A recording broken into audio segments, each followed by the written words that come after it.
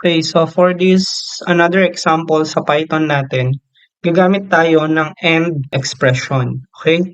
So dito, meron tayong total na 120 and then meron tayong discount. And then yung discount natin is equal niya sa true. Okay? So sabihin natin discount card. Yan. So after that, magkakaroon tayo ng if dito. Sabihin natin total is greater than equal to 10 and discount card. So ibig sabihin, kapag ang total natin ay nag-greater than sa 10 at meron siyang discount card, ang gagawin natin dito is magpiprint tayo ng 10% discount. So yan yung ipiprint natin. So naka-true tayo dito.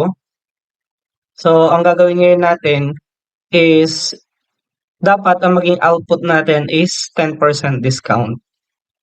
So, yun, 10% discount. Pero kapag ginawa nating false, ito, tapos nag-run tayo ulit, walang lilitaw.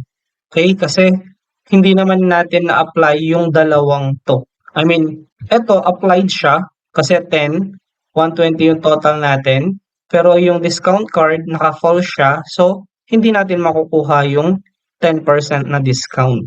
So, yun yung isa sa magagamit natin na operator dito sa Python, yung AND, para sa dalawang condition na i-check natin.